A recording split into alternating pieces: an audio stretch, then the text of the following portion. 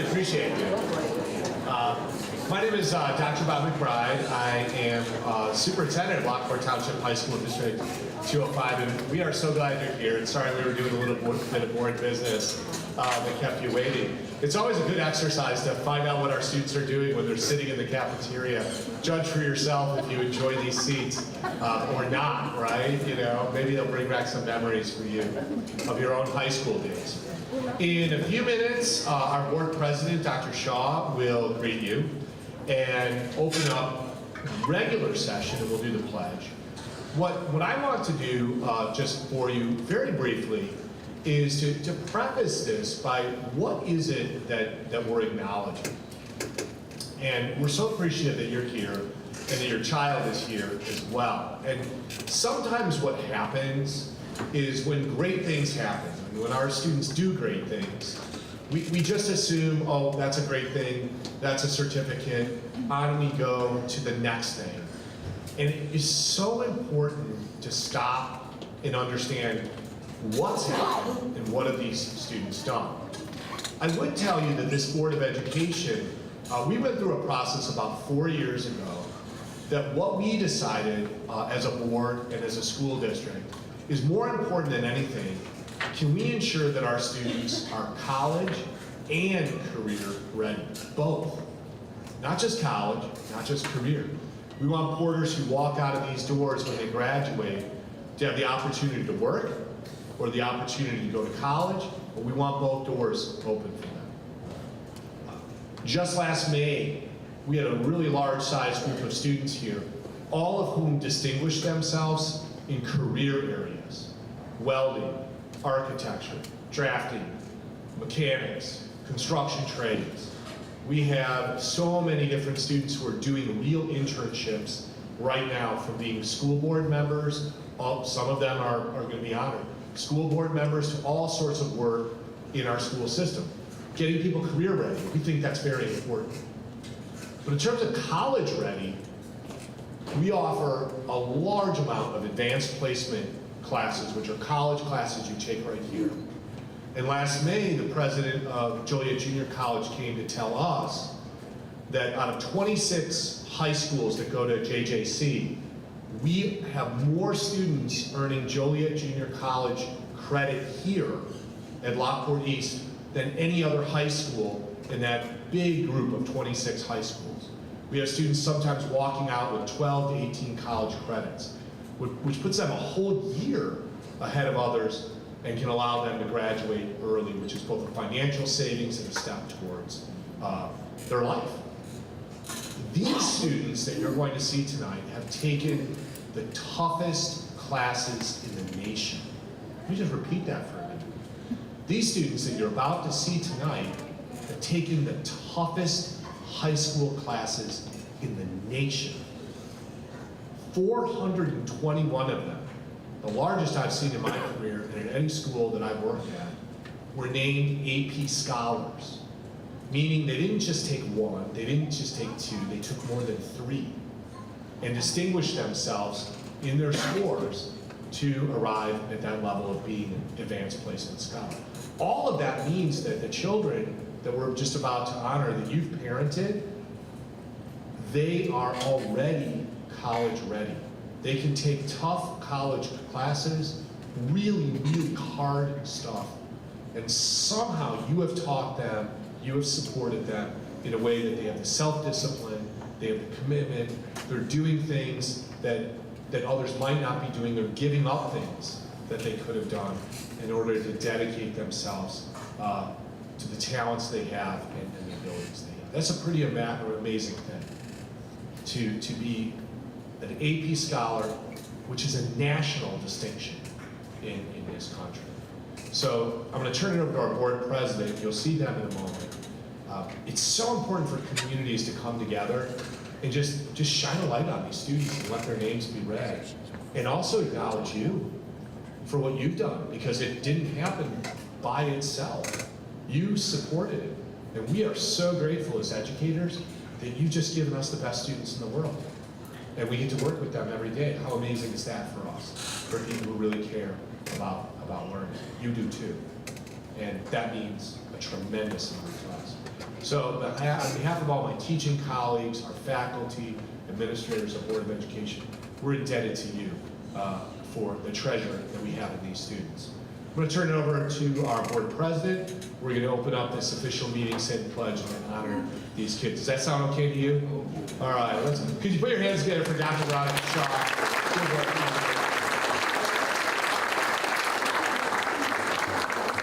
So to give you an idea, from when I graduated here, we won't say how many years ago that was.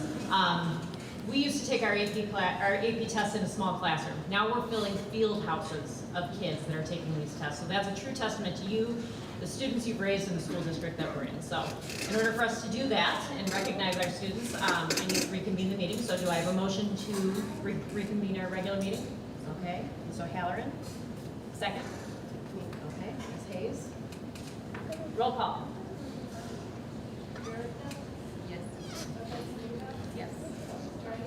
Yes. Yes. Yes. Yes. Yes. Yes. Okay, our regular session reconvenes at 7:13. If everyone could please stand and face the flag for the Pledge of Allegiance. I pledge allegiance to the flag of the United States of America and to the republic for which it stands, one nation, under God, indivisible, with liberty and justice for all. I will now turn the meeting back over to Dr. McBride. And I will turn the meeting over to Mr. Robert Beach. He's one of our assistant principals for curriculum instruction here at East Campus. Mr. Oster's going to bring these students down. Dr. Shaw and I will be at Show Central here congratulating these students as they pass by, and Mr. Beach will lead you through the resolution. Thanks.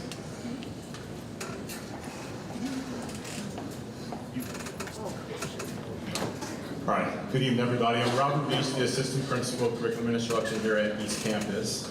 And I want to extend a warm welcome to the parents and guardians who should be extremely proud of their student. We have many students who are being recognized for their truly magnificent accomplishment of receiving the highest level of academic achievement in our nation. We are so very proud of our students, and we will now read the resolution and have each student come up to be officially recognized.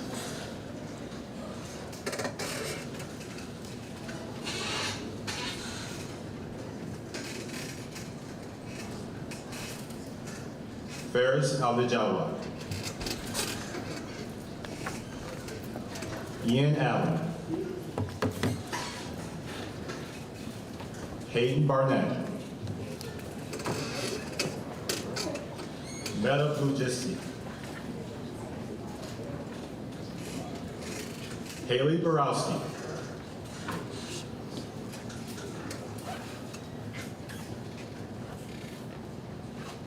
Jonathan Brashears,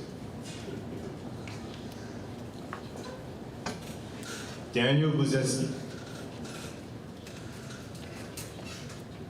Noel Burnett, Abigail Butler, Kennedy Burdick,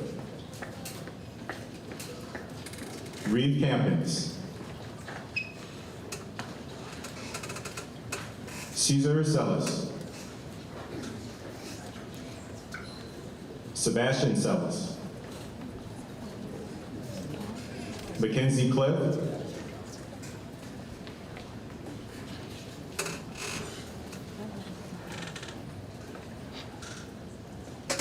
Aaron Collins, Alexis Kugis, Evan Curry, Bianca Demetrio, Jaden De Soto, Giovanni Di Ciola, Chase Ebert, Henry Ison, Bade Elledge, Ethan Ferkala, Lauren Flores Madera, Leah Foss, Jack Frampton, Amari Gatsis, Olivia Gray, Delaney Halpin, Faith Herzog, Maeve Hyam, Claudia Hyla, Mary Keller, Anya Klosser, Michael Koenig, Alexis Kalaje, Jason Kozik, Sean Kovacs, Jacob Krisiak, Mara Kubis, Ava Lechenberg, Olivia Lonergan, Brianna Lopez, Jonathan Lopez, Dylan Mahalik, Mariana Moore, Alexander Myers, Caitlin Nelson, Alyssa Neoff, William Nowak, Sabrina Asmani, Gabriella Pop, Griffin Russell, James Sagan, Aiden Saucedo, River Shrum, Trudy Smith, Magrzata Statzel, Jack Merton Smigelski, Hayden Swederick, Lily Strama, Brody Streeter, Alyssa Trower, Nevin Vasera, Dex Vaught, Emily Velasquez, Grace Redoer, Riley Robo, Danya Yassin, Isaac Zimmerman, and Kaju Subelis. Whereas the following students have excelled on the advanced placement examination and have received award status as determined by the College Board, and thereby bringing honor and distinction to their families, school, and communities. Now, therefore, be it resolved by the Board of Education of Lockport Township High School, District 205, Will County, Illinois, that the following students from Lockport Township High School are hereby recognized by receiving the AP Scholar Award with distinction for their outstanding academic achievement on the advanced placement exams. And these students were granted to students who received scores of 3 or higher on 3 or more AP exams. That this resolution was passed by the Board of Education of Lockport Township High School, District 205, Will County, Illinois, this 15th day of September 2025.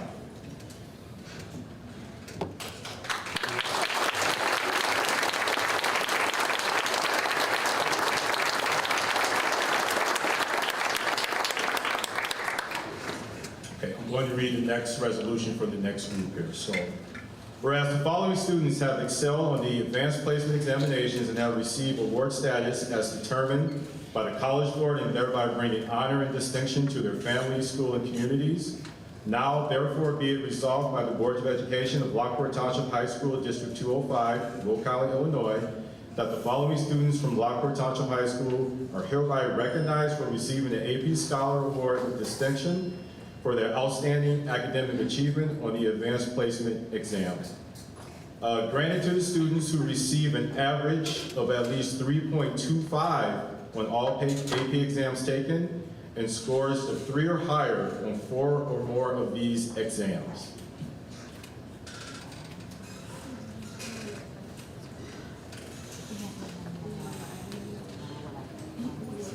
Joshua Aaron, Anais Avizones, Victoria Bafia, Aaron Ben, Angel Cinco, Owen Duffy, Kylie Feifels, Lyndon Gabra, Nikolai Garcia, Abigail Gayhart, Carolina Gudinas, Olivia Haruska, Reed Jarozic, Mia Coney, Caleb Landig, Ethan Mandra, George Masterakos, Seth McIntyre, Sloan Moore, Adrian O'Bradley, Bryce Pash, Katie Rhodes, Caden Rich, Veronica Skibicki, Antoni Strasic, Cassandra Uzuta, Andrel Tejeda, Aaron Vasquez, Rebecca Villasnor, Adriana West.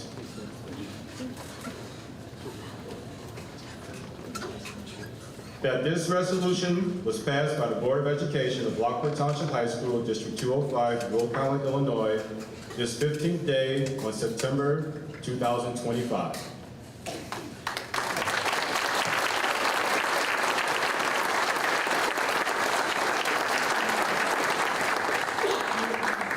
All right, and we have our last group of coaching here, so I'll read the resolution. Whereas the following students have excelled on the advanced placement examinations and have received award status as determined by the College Board and thereby bringing honor and distinction to their families, school, and communities.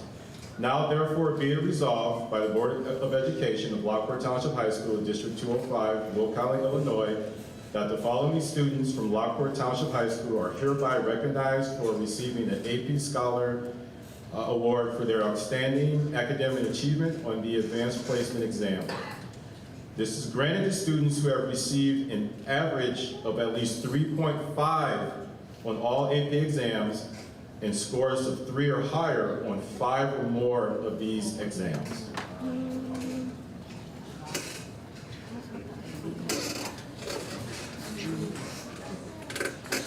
Andrew Bailey, Emma Bazan,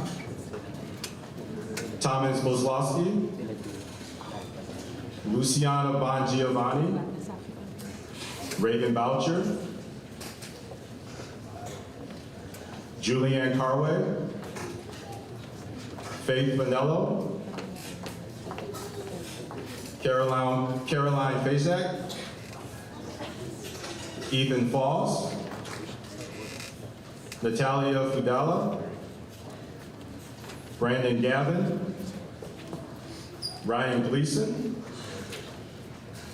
Jacob Hanyos, Hayden Haran, Kiara Hari, Gabriela Kizerski, Doa Kim, McKenna Klacko, Haley Kurzak, Angelica Quack, Andre Labuda, Dominic Longo, Lillian McCarthy, Callie Morgan, Julia Mules, Lillian Nanti, Maximus Newt, Adam Palika, Shane P., Claire Pliss, Jack Pluth, Alexander Rea, Juliana Reyes,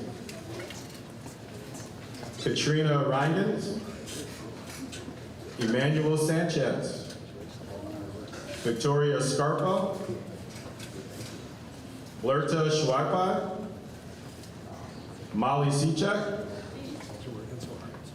Evelyn Sidarsky, Lillian Slowick, Jessica Smith, Lucas Streeter, Joseph Cesarski, Addison Way, Christian Winters, James Wyatt. That is, this resolution was passed by the Board of Education of Lockport Township High School, District 205, Will County, Illinois, this 15th day of September 2025.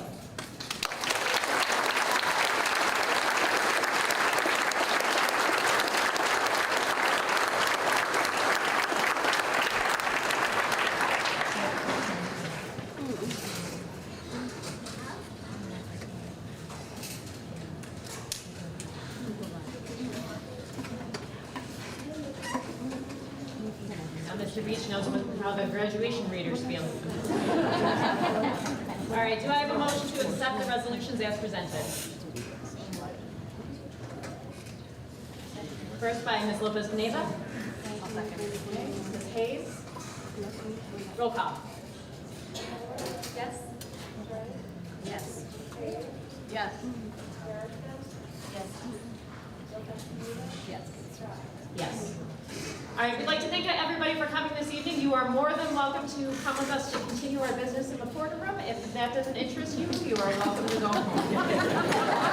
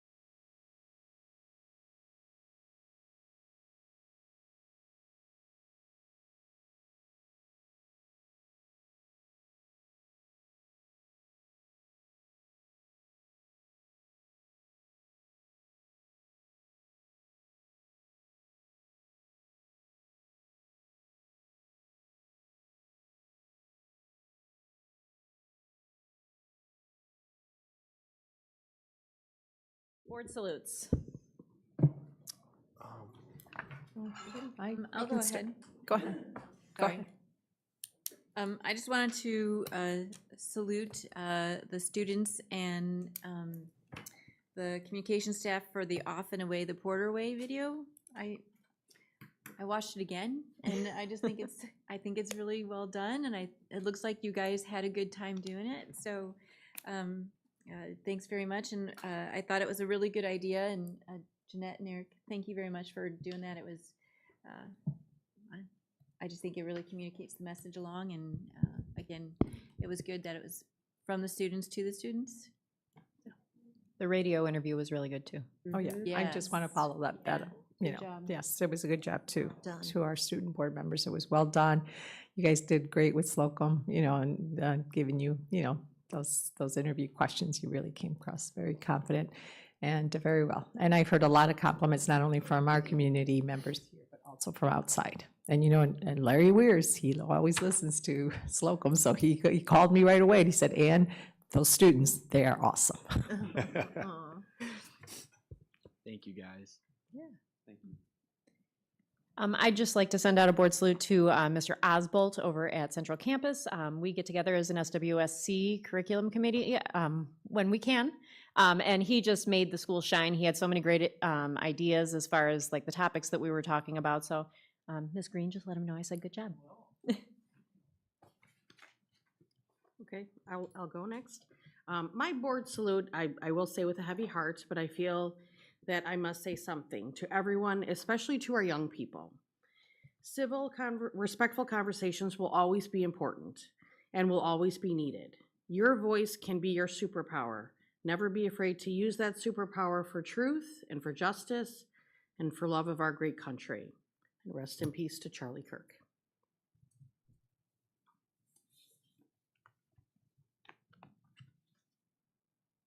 Okay, if there are no other board salutes, do I have a motion to approve the budget for, oh, hang on, public hearing. Yeah. Hang on.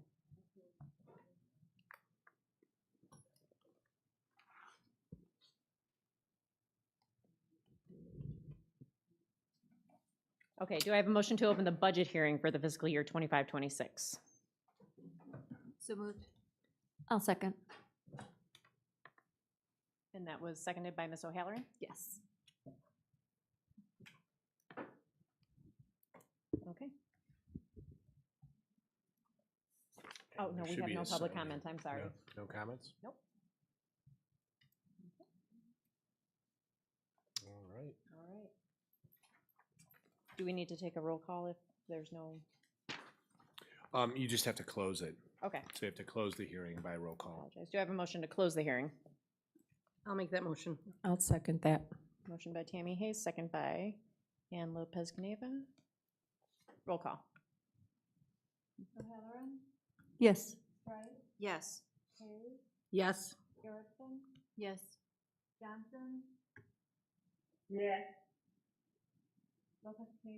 Yes. Yes. Okay, student board report. Okay, so this last month we had our first Superintendent's Advisory Council, and we set up our main focuses for the year, what they did. And two of them included finance and facilities, which will be a big thing considering the facilities master planning discussions that we've had, and then also an 8-period day. The second things are student services. We're looking to redo the guidance department, and they're also still looking at the phone policy and disciplinary actions. And then along with the phone policy, a lot of students felt like maybe opening it up to homeroom or Compass, because like that's kind of like their own downtime, and then like they can use that time however they might feel. And then also with that, we really liked going on the air for our WJL interview. It was a cool experience, and like the video, it was done great by our editing and Mrs. Castillo. So thank you to you guys. Yeah, we had a lot of fun with it. Obviously, you guys heard the feedback, and yeah, we had a ton of fun with it. So yeah, that's basically. Did we hit everything? Yeah, I think we hit everything. Yeah. So when you guys are talking about the guidance department, what kinds of things are you talking about? So we did get 2 grants this year, and we're looking at how we can incorporate those grants into social emotional learning days for gym. And we're also looking at doing a couple workshops with teachers to see like how those social emotional workshops work. Okay.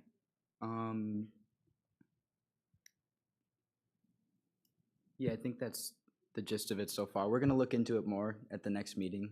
Okay. It'll progress as the year goes. We just got started. Yep. There were a lot of students there. Saw the picture online. Yeah, there were, yeah. Overflow. There was. It was a good group. It was a very good group. That's great. The highest turnout you've ever had. You know, it usually starts out, 45 to 50, and then the work starts. So we'll see, if the captains can hold their crews together once we actually start doing work. Organizing is easy, working is hard. So breakfast is good. Feed the teens. Yep. Okay. We have no AFT report this evening. Ms. Kishline wasn't able to attend. IASB report, Ms. Johnson.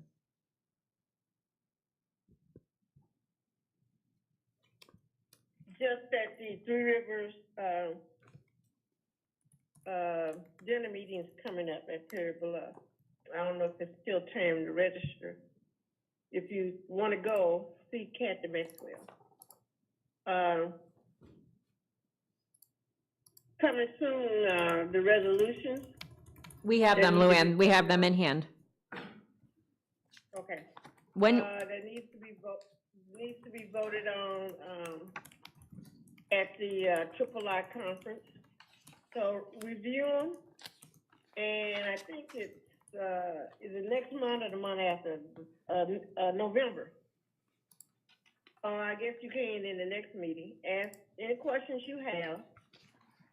Seek clarity, because I'll be asking you to tell me how you want me to vote on it. And typically what we've done is, so next month, October 20th, I'll take this and sort of give kind of my recommendations, if they're different than what Illinois Association of School Boards has for you. They'll have each resolution, and then they'll have their advice to members to adopt or not to adopt. We typically follow their lead. Sometimes we don't. Sometimes we actually oppose things that they want to endorse. So I give you just my cliff notes to it. If you go all the way towards the back, page 21. yeah, it's thick, but there is a sort of a tearaway voting sheet. This is what would help Luann. We do it like a first reading, a second reading. Next month, we'll answer any questions board members might have, and then if you give Luann your sheet on November 18th, III, we have a board meeting on a Monday night, and then later that week, we go to III. That Saturday is when the delegates meet, and actually each delegate votes on behalf of her or his school board. So it's a good read to see what, basically, and what these are lobbying positions that, the IASB, if these are endorsed, they'll pick these up. They'll work with state lawmakers to see if they can advance these issues. Yeah, so again, read them over, and then when we do the first reading of it, bring me any questions you have to that meeting. If you may go with it, but if there's something in it that you don't understand, bring those questions. So that's all I have, Madam President. Okay. All right, Foundation Board report.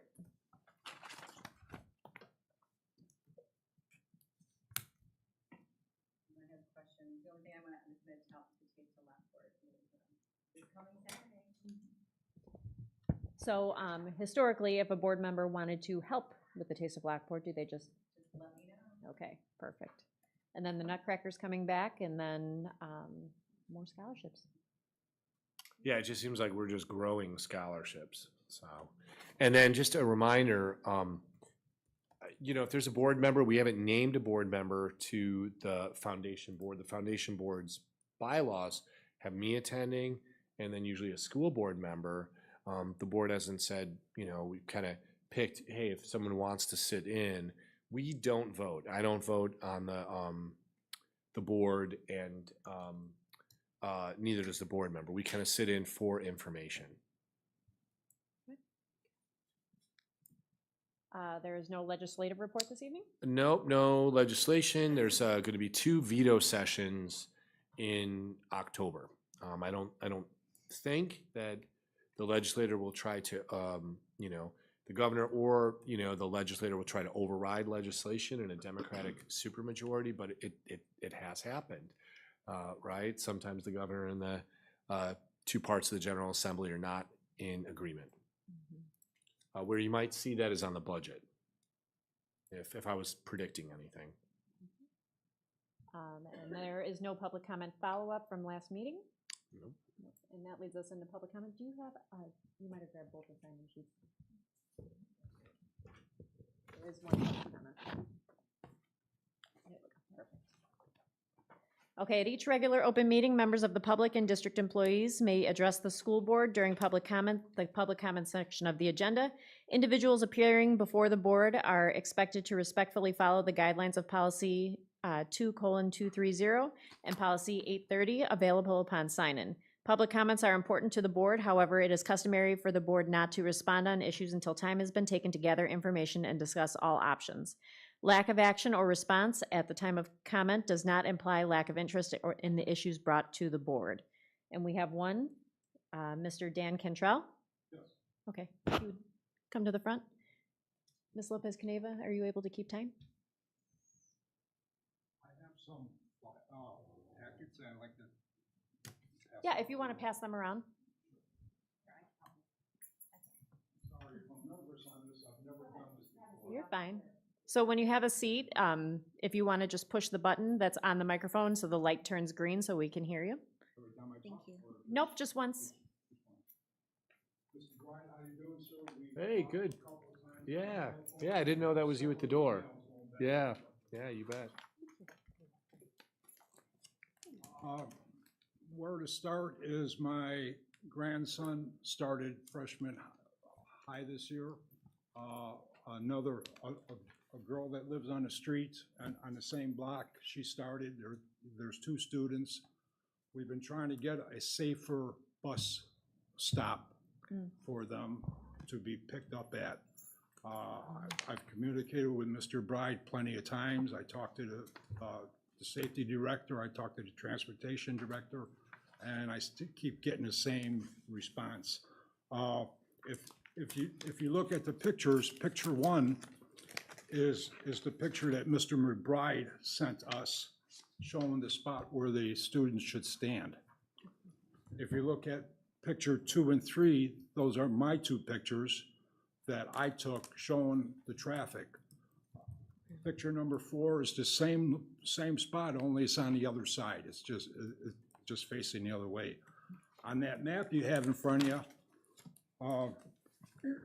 I just wanted to point out, cars going eastbound on Hadley Road, lots of times people miss South Bell, and what they do is they go to Brentwood Court, which is kind of wide, and they make a U-turn there. And that little red X is, you see, that's where the students are standing. If they don't make a U-turn there, they go down to the cul-de-sac and they turn around, or else they turn in somebody's driveway and they come speeding back to make up their lost time to get back on South Bell Road. There's also cars coming from the east who think Brentwood Court is South Bell, and they turn, and the same thing. They either go down to the court, and or somebody's driving, they turn around and come speeding back, making up time. I explained all this to Mr. Bride before. He's well aware of it, but still in all, the picture number 1 is the spot that the students are given right now.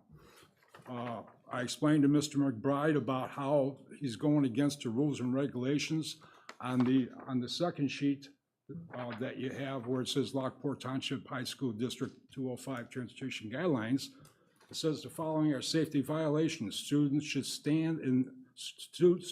not stand in the traffic lanes while waiting for a bus, but should stand behind the yellow curb lines. There are no curb lines. There is no place for the students to stand except for that, and what's in picture number 1. Mr. Shepard Stryker, excuse me if I got his name wrong, he emailed us and says, and the requirements that students not stand or walk in the roadway on either Brentwood Court or Hadley Road at any time, which is going against the safety, the safety director. He also goes on and tells us that the districts to design routes that eliminate backing and tight maneuvering where students are present. I asked Mr. McBride if about the buses coming down there, and he said, well, the buses aren't supposed to back up, but there are no students in the cul-de-sac. If there's a car down there, the bus has to back up a few feet, make a 3-point turn and then leave. Buses from District 33C have been coming down there for the last 10 years. And I talked to the drivers of those buses and I said, how many times did you have to back up down there? And they said, not many, a handful. And as far as snow piles were never a problem. So that's not an excuse. I mean, we get lots of reasons why the buses cannot go down there. At first, the first conversation I had with Mr. McBride, he said that his high school buses were larger than District 33. They are the exact same size buses, 71 passenger. I wasn't sure at first when he first mentioned that. I checked into it, and they are, they are the same. The Illinois State Board says if you think a bus stop is in a dangerous place, talk with your school office, which is exactly what I'm doing. I was advised by the regional office to come to this meeting and explain to everyone. Their guidelines are stay off the road at all times while waiting for the bus. Stand 10 feet away from the curb. But in the picture, they have to stand right next to the roadway where cars are doing 40 miles an hour plus. I'm sorry, just wanted to let you know you're down to 30 seconds. Board policy manual, yours says in setting the routes to pick up and discharge points should be as safe for students as possible. That is not as safe as possible.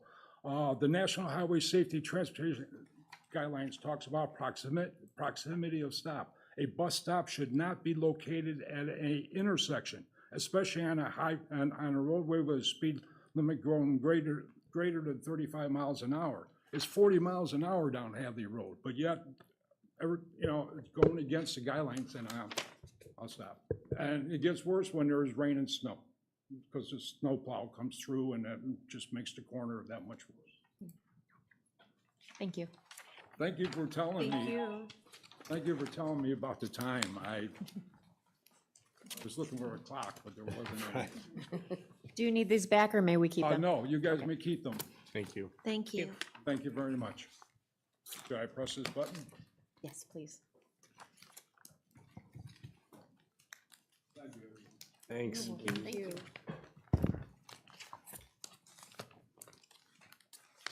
Okay, communications, there are none. Freedom of information FOIA requests, there are 3. Everybody can take a look at those. Are there any questions? No. Okay. Okay, approval of board meeting open session minutes from August 18th. Do I have a motion to approve the open session minutes from August 18th, 2025? I'll make the motion. Motion by Ms. O'Halloran. Second by Ms. I Lopez. can second that. Ms. Lopez Caneva, roll call. Johnson? Luann Johnson? Yes, I come off mute. Okay. O'Halloran? Yes. Lopez Caniva? Yes. Strike? Yes. Hayes? Yes. Garrison? Yes. Shaw? Yes. Do I have a motion to approve the closed session minutes number 1 from the August 18th, 2025 meeting? I'll make that motion. All right. Motion by Ms. Hayes, I can second that. second by Ms. Lopez Caneva. Roll call. Strike? Yes. Garrison? Yes. Johnson? Yes, Hayes? Yes. Lopez Caniva? Yes. Yes. Shaw. Yes. Do I have a motion to approve the closed session minutes number 2 from the August 18th, 2025 board meeting? So moved. Motion by Ms. Garrettson. I can second that. Roll call. Hayes. Yes. Johnson. Yes. Garrettson. Yes. Lopez Caniva. Yes. O'Halloran. Yes. Streit. Yes. Shaw. Yes. Okay. And then approval of the treasurer's report. Board member expenses. Oh, yeah, we've got board members. Sorry. Give me 1 second. All right, do I have a motion to approve the September 2025 board member expenses? I'll make that motion. I'll second. All right, motion by Ms. Hayes, second by Ms. O'Halloran. Roll call. Lopez Caniva. Yes. Hayes. Yes. O'Halloran. Yes. Johnson. Yes. Garrettson. Yes. Streit. Yes. Shaw. Yes. Okay. Now we're on to the treasurer's report. All right, Mrs. Roy is there. Thank you. And we were thinking we would do the treasurer's report, typical treasurer's report, but then also look at the final budget slides for you. You also sort of the discussion, component of the fiscal year 2026 budget. You also should have in your materials just a final document. It comes much lower, but we made copies of it. That's a document that Mrs. Croy did with the changes. You see the tentative budget, pretty much what it is presented to you, but also all of the different kind of changes that have just been made in the last few months as new things come in. So I'll turn it over to you, Mrs. Croy. And when you want the slides up, let me know. Okay, thank you, Dr. McBride. I would like to point out a couple of things in the treasurer's report and see if there's any questions on it first before we move to. You'll see in the financial reports, we're at the point of August 31st, so we're before most of the fall taxes are collected. So when you look at the fund balances at that point, we are at a little bit of a lower point, right? So it's 10 months cash on hand as opposed to 11 or 12. It just dipped a little, I guess, is what I wanted to point out. But we will be collecting like the bulk of the fall taxes in September. So that should come back up to be able to pay for the next 6 months of expenditures. There are two things in this treasurer's report that are only done once a year. One is just an informational thing about the union dues certification. That's just information for the board, communication from the union about what the union dues are for the new year. They communicated to us so that we can withhold them on their behalf. The other piece is some mandatory reporting on compensation. Public Act 97-259 and Open Meetings Act reporting. So it requires that we report to the board and then post on websites, our website, and we end up reporting to ISB as well, the administrator and teacher salary benefit report, and then on our website as well with the IMRF employees, non-licensed employees that are over salary and benefits package is over a certain limit, right? So that's what that report is. We're required to present it to the board and the board approve it as part of the treasurer's report before we post it, okay? Are there any questions on any of that as well as any of the traditional things that are in the treasurer's report? Okay, then Dr. McBride, will you jump us to the budget slides, please? I think I attached them in the action consideration. Thank you very much. It's just some quick overview slides. After presenting to the Finance and Facilities Committee the budgeting pieces, some overview of the total budget seemed like might be the best communication, right? And what is the budget made up of, right? Assumptions and items. So that's what this is. The first slide actually is just a review of the budget timeline. So here we are with the final approval, right? We had the budget, you just held the budget hearing and all of the previous things that happened before that. But the tentative budget's been on our website since it was approved in July. And then at the Finance and Facility Committee meeting posting last week, all of the things that are in the agenda tonight were posted there as well. So it's been lots of time for the public to be able to see these documents because they're all public documents. And now we're at the approval stage, okay? Dr. McBride, will you move to the next slide? And I'm going to pause if you don't mind, because we had a board member question today about, is there a committee or how, how do we look through our expenditures? And I think it's just worth, you should have your board member questions in paper form if you didn't get your email. It's the very last question. And if you look at this timeline, really this picks up on the tentative budget, but just to back it up even further, January to June is the sort of preparation of the tentative budget process. And what that involves is there's two processes. There's sectioning, which are enrollments. I'll set that aside, how that drives a budget. But then also there are resource meetings that occur January to June. In essence, what those are is anyone who has a line item, anybody, a department chair, an administrator, the superintendent's office, transportation, anyone, Mr. Amer, anyone who has a line item sits with a group of administrators to look over the expenditures in that, the operational expenditures, not the salary, benefits, health, but the operational expenditures of those sort of line items. Are they accurate? Are they still being used? Is there anything that we can retire? Is there any way that we can save? You haven't spent, is that really necessary? So there's a sort of a long process that Stephanie goes through with those budget, participants to really vet through their expenditures and really arrive in June with a full understanding. We call them resource meetings because what resources do they need from the budget to lead their area financially, if that makes sense. So that takes about the entire January to June to meet with everyone.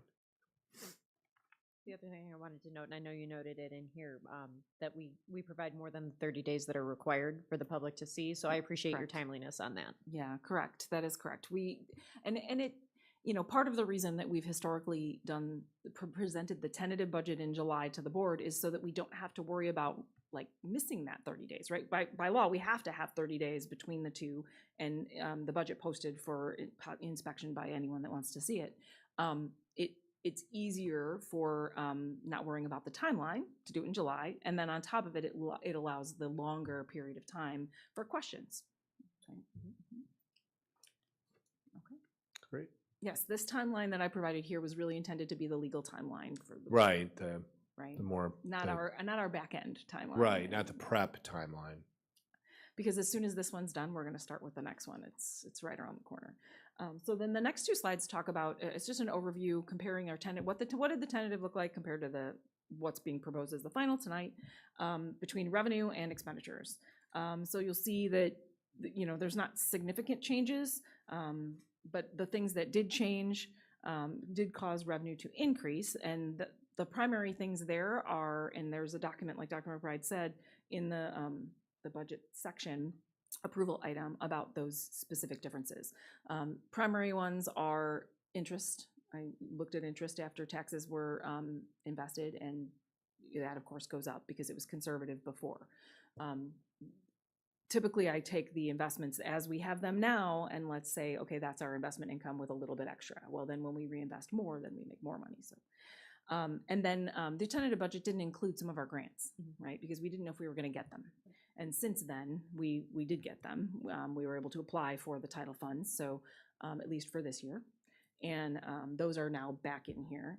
And then the third piece was evidence-based funding. The tier funding, about $95,000, is also new funding in here as well. So those are the primary things in the revenue that have changed. But you'll see that the percentages of what the pieces are don't significantly change. By far, our taxes are the biggest chunk of our revenue, right? So the two big blocks there, the blue and orange, the two big blocks to the left are both taxes. One is one tax levy and one is the other tax. The way that the taxes work are on a calendar year basis, but we are a fiscal year, so we collect half of each of 2 tax years or tax levies within the same fiscal year. Okay. Any questions on the revenue summary there? Okay. Will you turn to the expenditures, please, Dr. McBride? Similarly, on the expenditures, we had an increase because there's some things that were missing, right? When we put the revenue in for the title funds, we needed to put the expenditures in for the title funds. So that's part of it as well. And then there were other adjustments as well. I can go through those, but if anyone has any questions on specifically what changed, there is a tentative to final document in the action item. We did review them at the Finance Committee meeting as well. Again, same concept. The 2 biggest chunks are our salaries and our benefits of the expenditures. Okay. Dr. McBride, will you switch to the next slide, please? Mm-hmm. So the next slide is what we've historically presented as the summary, right? So this is the summary, a bunch of numbers. Bottom line ends up coming expenditures. If you look at the far right corner of this document, expenditures are exceeding revenue coming in by about $6.8 million. What is that, right? So then the very next slide talks about where does that come from, right? What do we do with an overage? Because typically you want revenue to equal expenditures in a budget. But in this case, we're using fund balance, which is what this next slide talks about. So what is that primarily? The bulk of that is actually the bonds we sold last spring, right? The bond money is sitting there. We received it when the bonds were sold. It's sitting there in fund balance, waiting to be spent to finish up the projects that were done this summer. So that's the bulk of that $6.8 million, 6.57. So that's the bulk of it. The other pieces, if we looked at the summary page, come from a little bit of debt service, because as part of that bond sale, we sold bonds at a premium. And that premium, part of it went into the debt service fund to pay the first interest payment. So therefore, that money's sitting in fund balance as well to be paid. The other piece is the board has approved abatements of the debt service levy for 2024 tax levy. The expectation and what's built into this budget is that the board will again approve in December abating the full debt service tax levy. And if that's the case, we have to budget where's the money going to come from to pay the bond payments. The education fund is where those will come from. So education fund balance transferred over to the debt service fund. So that's the other piece of the fund balance usage. If we could just take a 30-second time out and make sure that everyone understands that last portion. Right now, currently, a simple way of thinking about it is that we're paying our current debt obligations, principal and interest, by using our cash reserves. And the reason why we do that is otherwise we would post a levy, but there would then also be a debt service levy. So whatever level of debt that we have would then be carried into the levy. The board is pulling that back. So that debt is not a new tax burden on taxpayers. So this would be the 3rd year if you do that in December. This would be the 3rd year of that strategy. We're assuming that is what the board is intent on doing, so it's built into the use of fund balance in that way is built into this budget. So yes. So the reason that abatement is needed is that when bonds are issued, they won't be the district is not able to issue them without a revenue source tied to them. So the tax levy is the default revenue source, right?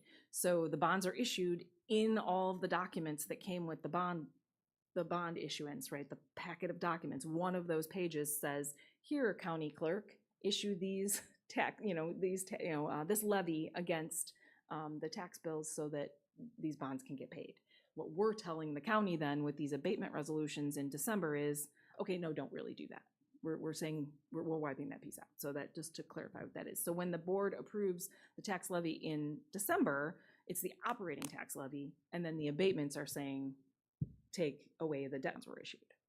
Just to make that clear. Let's talk more about taxes. Let's go to the next slide, please. Because taxes are our largest revenue source, there's a couple of more slides just to talk about them a little bit, because the very next thing after the budget is the board will have to approve the tentative tax levy in November and the final tax levy in December, because it has to be filed in December with the county clerk's office. The 2024 levy was previously approved. That was approved last December. Ooh, I apologize. So this December, we'll be approving the 2025. So this budget is the fall collections, half of, actually 49%, because we collected 51% in the spring of the 2024 levy. And then we have to estimate, I have to estimate what the 2025 levy will look like in this budget. It will look identical in November unless I get some new piece of information when it's presented to the board. So the estimate, the way it's calculated, is an estimated increase of 4%. And that 4% is based on a 2.9% CPI, Consumer Price Index, and new property of $40 million. So the next slide explains kind of that breakdown, right? Why, if CPI is 2.9%, is the increase 4, right? So Dr. McBride, will you switch to that next slide, please? So that 4% is computed based on the CPI of 2.9%, like I said, new property of 40 million, an estimated tax rate of 1.7386, and estimated new revenue. That all computes to an estimated new revenue amount of $2.5 million. Okay, that $2.95 million, where does that come from, right? So if you split the 4% into two pieces, 2.9% of that comes from the existing taxpayers, right? So the existing taxpayers have their property reassessed, revalued, and then 2.9% of our increase is going to come from those existing taxpayers. And then the $40 million is the additional piece. The 1.1 comes from them. So when you split out what that is, it's about 30% of that $2.5 million increase comes from new property, which we wouldn't get at all, about almost $700,000 if we didn't include that new property piece to our levy, right? So if we said, no, we're gonna limit our levy to the 2.9% increase of CPI, we would lose $700,000 and then never get it back, because the next year, that limit, that rate that's computed is based on that starting point. So it's in our best interest to make sure we maximize the new property piece.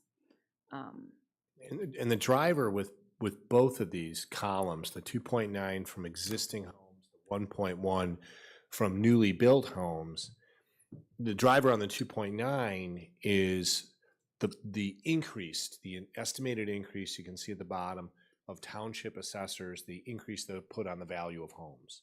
So that's the driver that's increasing that additional revenue.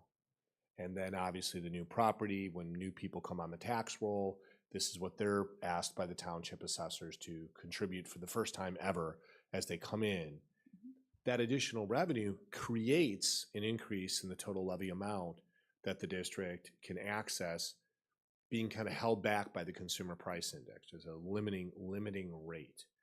But, again, if you look at the key, it's very small on this side, but 1.7, that tax rate will again stack up as probably the 16th or 17th lowest out of 17 township high school districts' tax rates.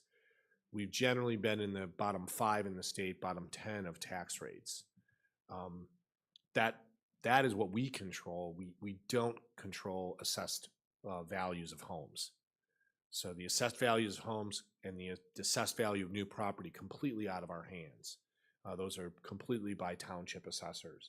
That is the driver that drives the bottom line of property taxes, because our tax rate, which we control, gets applied to the value of the home, which we don't control. So we only control one part of this equation, not all parts of this equation. So that's why all of that stuff's included in there. Right. Exactly what you're pointing out. And the last couple of years, come November, I've done like a sample kind of property value, what this means to the household also. And so that's most likely what I would do again to further present, like, okay, what does this mean, right? So that'll be coming in November. Is there any additional information that board members want regarding the tax levy? I have a question. Mm-hmm. Does the assessor increase the value of homes? I think it was said that we received more money than we had anticipated. Is that a true statement? Or no? I think we're receiving, Luann, more new property money than we originally anticipated. Stephanie estimates that based on what we know when we get into the tentative budget. That's been higher this year than our estimate. And we're told that by the county. Okay. So those extra funds, are they being used to pay off debt or debt service? Well, they eventually, the additional funds that we grasp from the levy, those go in many different directions. They can go into our fund balances, they can go into our operating budget. That gets put into the set of assumptions that we have when we start the whole process again in January. Yeah, it's not a direct, Right.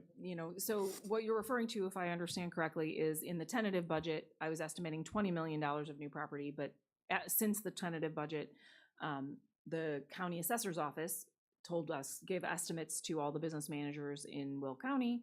That's part of being a member of IASBO. That's one of the connections we have, and we get that information through that Will County meeting, actually. But they told us it's more like 39 million, which is why there's a $40 million estimate. So that does increase that the revenue we're going to get from new property. We don't have that specifically earmarked for paying debt. However, we are paying our debt service out of the ed fund. Fund balance. So that's kind of where it's going back to the fund balance. So, And to be clear, that's the vet. Are we putting it back in the? Are we putting it back potentially in the fund balance we're drawing from? The bulk of it would go in the ed fund. Yeah, So, because the ed fund is our largest fund. But just to be clear for board members, this is $40 million in the value of the property, right? Not $40 million in additional tax revenue. So it's just $40 million that's being taxed. And the key thing to remember is it's not subject to the property tax extension limitation law. Right. So the governor, the consumer price index kind of regulator on that is not on that first time that new homeowners, brand new building come into the tax rolls. But it's $40 million in value of the property, not in taxes we receive. Right. So the revenue we're actually talking about in this budget for the difference between 20 million and 40 million of new property, if that 40 million is about 700,000 new revenue to us, only half of that is recorded in this budget. So that's 350, and only half of that is the increase. So we're talking about $170,000 or something is the difference between tentative to final for that tied to that new property piece anyway. Okay. So going back to the tax levy, so as we get to the point where we're going to have to approve the tax levy, if you have any questions. Also, just to remind everybody, if you don't know, Stephanie did a really good video a couple of years ago, which I watched just a few months ago, specifically about the tax levy. So if it's on our website, I think on your the business services. Business services, yeah. It's a nice source of information too. And it's just important to remember, because I think sometimes in the public there'll be a perception that we're making a 4% increase in our levy. What this graphic really indicates is there's 4% greater, which is driven by the assessed values of properties. So the driver there is when assessed values are set. So the increase in real tax money that we can see that creates that 4% increase comes from the increased values on property owners' homes. So. All right. The next number of slides, which I'll go through super quickly, is really just intended to show what are the largest pieces of each of the expenditure line items, right? Well, expenditure buckets, right? And so I've highlighted on each one of these, what are the biggest pieces? Salaries and benefits is fairly straightforward. It's literally paying all of our staff and their related benefits. Some of those benefits are mandatory, right? We have to employer contributions to the pension systems as well as to Social Security and Medicare, mandatory contributions to all those things. And then the health, dental, life insurance are benefits we provide through part of it through collective bargaining, right? And then we use the cooperative to manage the costs of those, the Lockport Area Benefit Plan. All of these things have been approved by the board before because they're all active collective bargaining agreements that the board approved previously, as well as all of the non-collective bargained salaried items were approved last spring. That's typically the case. We approve all those increases slightly before in preparation for these. Like Dr. McBride said, the preparation for the budget starts way before we start approving things. You know, you guys will start seeing things from us in the winter time. Next slide, Dr. McBride. Other significant expenditures in the purchase services area. The biggest pieces are education fund, operations and maintenance, and transportation. And there's a list there of things, which I don't want to read to you, but there's a list of things like another thing that we present to the board, the instructional resources. Like Dr. McBride said, one of the things that we do is we have these meetings to talk about resources, and a big chunk of those instructional resources are all the software items you guys use on your Chromebooks, right? All those pieces, electronic textbooks, the software behind the Chromebooks, right? All of those things are one of the bigger expenditures, right? Repairs and maintenance in the operations and maintenance area. In transportation area, special education, outplaced transportation. So for our students that don't attend here and go to outplaced institutions based on their individual education plan, we use First Student or other occasionally taxis for some McKinney-Vento homeless students. All of those are services, right? Those are some of our biggest services. Our SROs, that's a contracted service as well, right? Because we no longer employ those employees. The city of Lockport employs those, the Lockport Police Department, and we pay the Lockport Police Department to service to us. So those are the types of services that are in that purchase line item. Those are all the big ones, okay? The next slide talks about supplies and materials. Well, how could supplies and materials be large, right? Well, supply and material from the accounting standpoint is anything less than $500. Chromebooks are less than $500 each. Therefore, Chromebooks are one of the biggest pieces in the supplies line items, okay? Free meals to our students that are eligible. That's another big expenditure line item. In the operations and maintenance area, electricity and natural gas is considered a consumable. It's a supply. In transportation fund, the biggest piece is gasoline and diesel fuel, right? Those are all things required for us to function here. Dr. McBride, will you switch to the capital outlay slide, please? So capital outlay. Now this one switches a little bit, and Fund 10 does not have a significant amount of capital outlay. It has some small equipment items, but the biggest pieces of capital outlay, equipment, building improvements, things like that, are in operations and maintenance, transportation, and the fire safety and fire prevention and life safety fund, which is where the central life safety work is all in. So that large chunk, 6, 7, 8, you know, that big 6 point whatever, is in that fund, okay? The biggest piece of transportation funds, buying buses. Buses are expensive and they've gone up over the years. And in operations and maintenance, in addition to the fire prevention and safety project, the life safety project, there were other smaller projects being done as well. So that kind of work, furniture replacement as things wear down, right? There's replacement cycles for those things, replacing doors, a boiler burner replacement. All of those things were also in the budget for this summer, and many of them are completed already. Finally, the last piece of the expenditures would be the tuition, debt payments, and what ISB calls other expenditures, right? So tuition payments are for our students that are outplaced for special education programs, as well as CTE programs, right? Career and technical education programs. So the biggest chunk we pay there is to Wilco, right? We have a lot of students, and actually this year there's an increase in that particular item this year because we have more students going into those kinds of programs. And then our debt service funds, this is our bond payments. So these are the 3 outstanding bond issues we have. And I just kind of gave you an idea when they're going to be paid off. Unless, of course, they're paid off early, which is an option once they're callable halfway through the bond issue. And then finally, the student activity expenditures. The Illinois State Board of Education also does require us, even though it's not our expenditure, it's not a budgeted expenditure, so to speak, because it's based on money that's collected in by the students. We do have to record any output of the student expenditures as well. So there's a revenue line item and an expenditure line item, right? That is the total, but this is where they kind of account for it. The good part about that is us accounting for it means there's clearly oversight of those funds, right? So that's a good thing.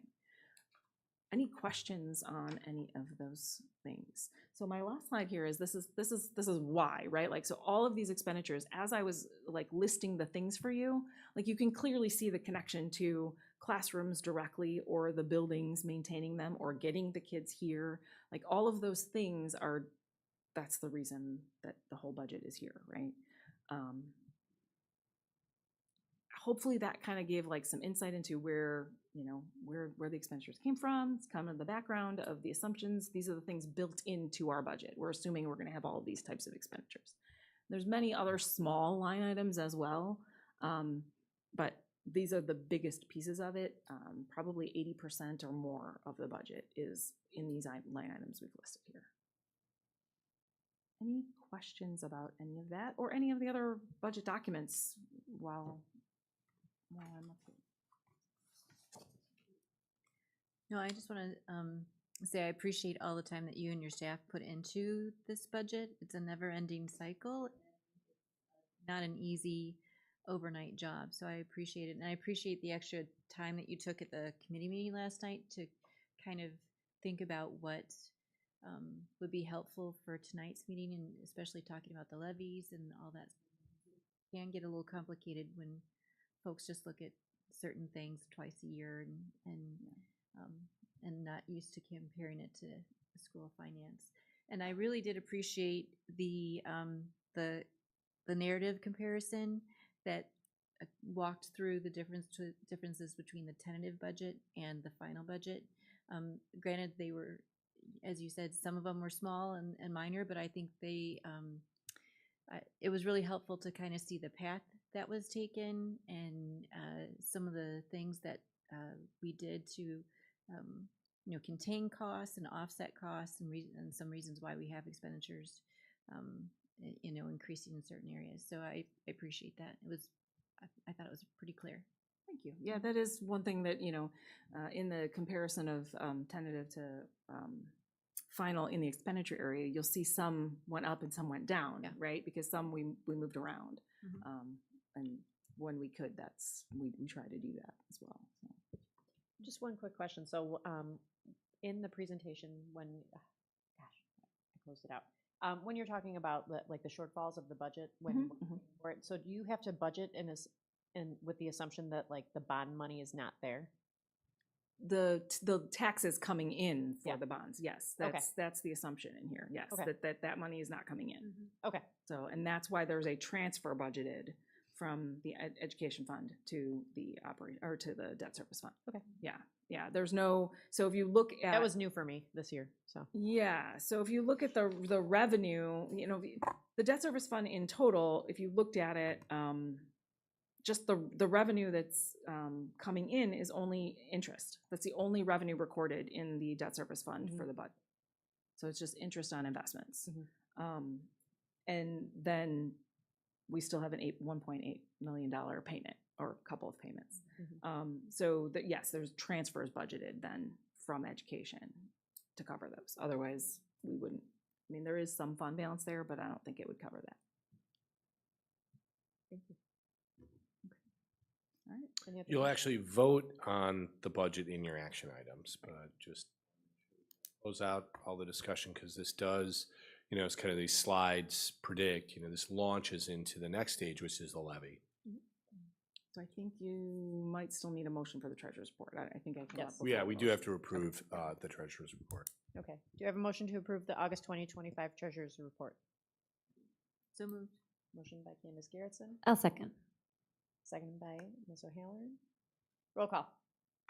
Garrettson, Yes. Lopez Caniva, Yes. Strike, Yes. O'Halloran, Yes. Hayes, Yes. Johnson, Yes.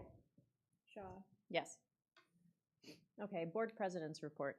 Just a couple of things. So we did have some board members go to, it was called Super Saturday, right? So, just interested in, historically, the board has, whenever we've gone to any kind of professional development, we come back and we report out on the things that we have learned or how the event went. So if anybody has anything to add about Super Saturday, it was provided by IASB, which is kind of our our state organization that oversees the school board. I thought it was a great event. It was the inaugural event for the state of Illinois. It was hosted by ASB and led by Lori Grant, who came here and spoke with us, and she's phenomenal. I thought it was very well laid out. They presented us with information, kind of Q&As about questions we had regarding procedural items, some of the laws, things like that. And then they had people from their office representing, the law and what was that second one? I forgot. Affairs? Public affairs. Yeah. So, and they just had people from their office there that we could ask questions, and they were the most prepared people, and they had answers to every question. And so I thought it was a great event. Yeah, it was definitely interesting for me, since I had to take that training twice. Yes. It was like a third time around. But I did find it very interesting. I actually had written it down that they said they had 1,200 brand new school board members with this last election. So people who had never served before on the school board, 1,200, that's a lot. I thought that was a lot. So it made sense for them to kind of do this, because although you do take that that training, it can get, after a while, you can get kind of glazed over and be like, well, what are they saying? So it was nice to have someone there to answer questions, and for them, we worked in groups and kind of, went through a little workshop kind of a thing, but it was nice because we got some questions wrong in my little group, and then they answered why we got them wrong, or what was our thinking. It was very specific words that messed us up. So that was, it was a very interesting, it was well worth it. Yeah, the what Tammy is referring to is one of the very first activities. They had sheets of paper with statements on them, and you had to sort them and under your job, not your job. So your job as a board member and not your job as a board member, and then tied it back to the guiding principles of the board. So then your group would talk about them, and then if you got them right or if you got them wrong, they would show them up on the screen and relate them back to specific areas in what they call the position description for the board. And I thought it was really helpful, kind of like generated some additional questions and conversation. So I thought that was a good way to start it off. They also, just as an aside, they actually held this same event simultaneously in 2 other locations because of so many board members. So I think it's good that ISEB seems to be pretty proactive on helping the school boards. The other piece that I enjoyed learning about was just how large the government affairs impact that the organization has, and that they take their, for lack of a better term, like a DC fly-in, so they'll bring in their representatives and then also other board members to go and take trips specifically to go lobby down in DC or even in the Capitol in Springfield. But it was just kind of eye-opening for me to realize kind of the work that they do on that end, and also that they actually rely or come back to their board members for comment or come to hearing and do testimony. And one of the things that, was it Laura Martinez? Oh, no, different name. But anyway, the woman who is in charge of the government affairs is in a relatively new position for her, and she was saying that they got a lot of positive feedback from legislators from the groups that they brought in from board members because of the way that they folks went in and testified. So they went and told their story rather than just regurgitating facts. They actually had a more compelling narrative, and that was really well received at both DC and Springfield. And so they're going to continue on that that path. So I thought that was helpful. Great. Well, I'm glad it was valuable. So when we go to III, we'll probably do the same thing at our next board meeting. So just any sessions you go to, make sure you take notes, take the stuff that they hand out, and it's all good stuff. So the next thing I wanted to talk about is we are going to have our Lockport area board members gathering this Thursday here in the Porter Room. Thank you to Dr. McBride for reserving that for us and letting us have it. So just a couple of things. So between us, 33C, 91, 92, and Fairmont will be in attendance as of now. And then I have an agenda prepared based off of the information that our feeders provided to us as to what they wanted to talk about. We'll clarify the purpose of, what future meetings will look like. We'll talk about the main topics were student transition at Lockport, curriculum alignment, athletics came up, governance and collaboration, and then data and demographics. So those were the key things that came out of what we surveyed. So, and then thanks again to Dr. McBride for sending that you email bet. to the superintendent. And that's all I have. When is it gonna be again? It's on Thursday, Luann, but we can only have a certain number of board members there due to the Open Meetings Act. Okay. I just want to know when it was. Yep, this Thursday. I'll report back on the outcome of what happened. And Mr.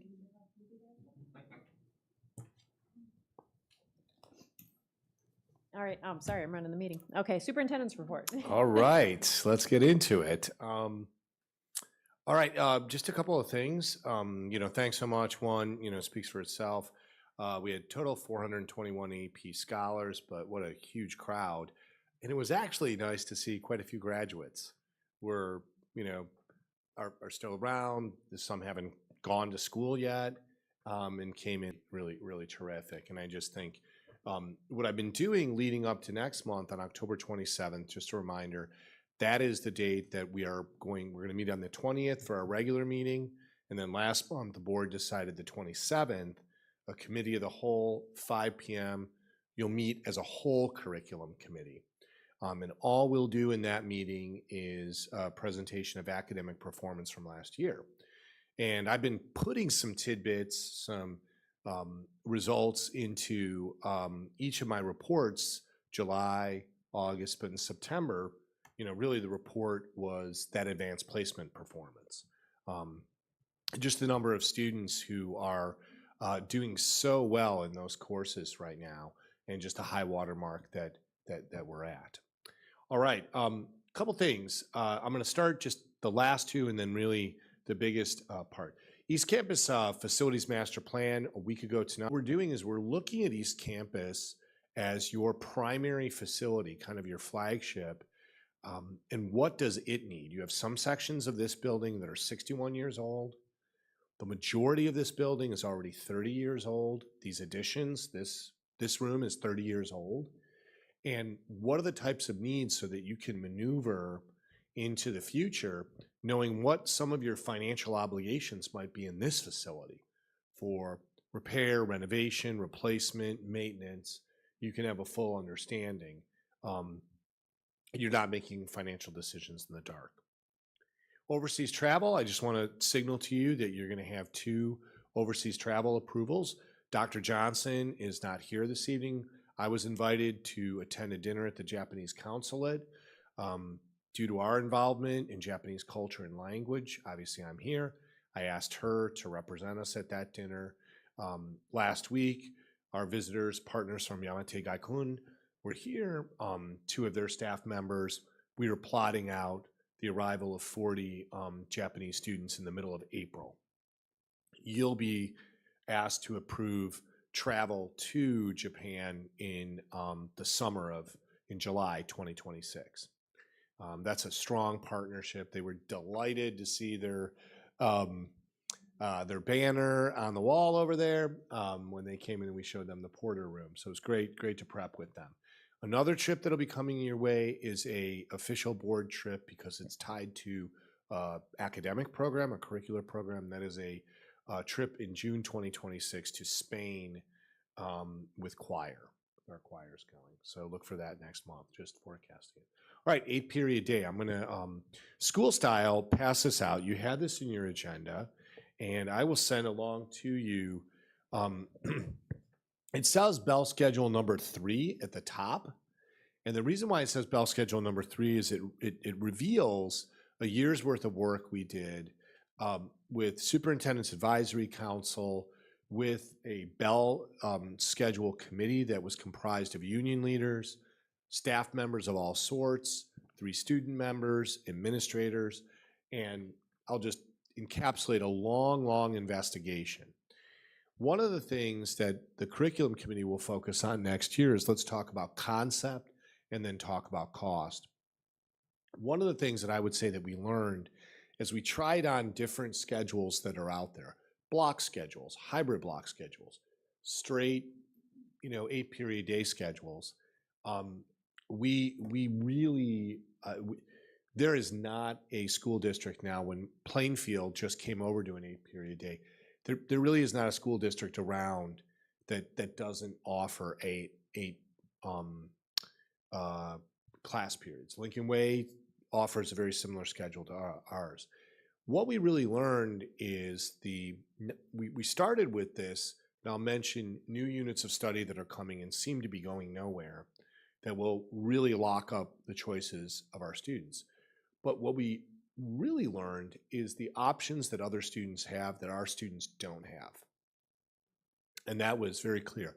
Every school district that we interviewed, their students had options that we don't have, which are primarily pathways. Many of our students already are being forced to pick music or not, pick world language or not, pick project lead the way or not, take 4 years of math or not, take 3 years of science or not, simply because in a 7-period day here at East Campus, you have to take lunch, you have to take PE. So that leaves you 5 classes that you can take sophomore, junior, senior year. Most students can tell you conflicts that they started to find in their schedule where they had to make decisions. Combine that with what's coming is a new world language requirement and what will inevitably push all of our students into 3 years of science. You might say, don't we already have a lot of students taking 3 years of science? We do, but about 15% of ours don't. Don't we have some students taking world language already? We do, but about 20% don't. When those groups of students have to get a graduation, a diploma in Illinois, take 2 years of world language and 3 years of science, in our current schedule, it will severely impact the courses that are not required, which would be music, which would be art, which would be social studies, which would be everything on the umbrella of college and career. It'll be very difficult to have pathways into those classes. We're trying to avoid that really by using something that's become a standard, have been a long time standard in most high school districts in the Chicagoland area. Let me pause just on the concept here. To get to 8 periods without opening up our contract and changing our contractual hours, here are the changes that you would see. Classes would go from 50 minutes to 45 minutes, and that's been vetted through our staff, vetted through students, vetted through our administration. Compass would move to 30 minutes instead of 35. Late arrival on Wednesday would begin at 9:15 instead of 9:45. So we just have to pull in some time packets there, which we feel we can do and which we feel are manageable. But let me pause on the concept. The why behind why would we go to this? Central already operates on an 8-period day? Central operates on an 8-period day already, And we would have to reconcile the 2 8-period days. So That will would the be schedules be the same at both campuses? ideally right now, Dr. Shaw, we're thinking they would be, but we'll have to explore, do we need an offset, a little bit of an offset? If there's, to accommodate traveling teachers and any kind of traveling students, right? Can we create a schedule where they have the same exact schedule? We might not be able to bend the space-time continuum. There are a whole host of issues that I put in your weekly update that we haven't moved forward on, because the board has to be comfortable with the concept and with the cost. If the board's not comfortable with the concept and the cost, then tackling those issues to prep for a 1 year from now implementation doesn't really make sense, right? Questions about the concept?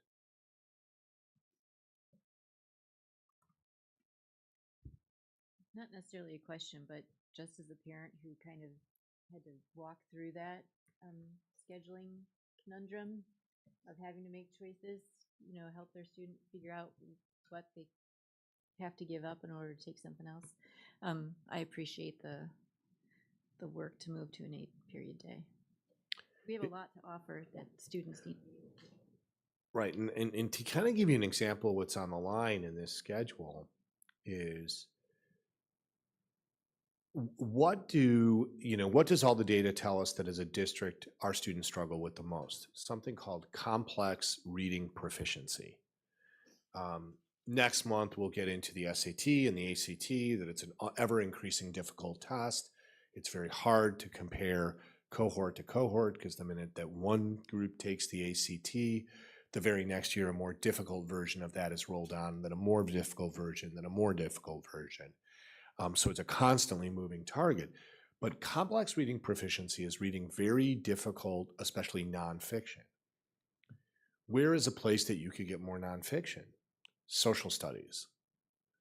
This schedule opens up the opportunity for our students. For example, our expectation next year is that all students will take social studies at the freshman building. Currently 37% do. So we're going to inject more nonfiction into their reading diet.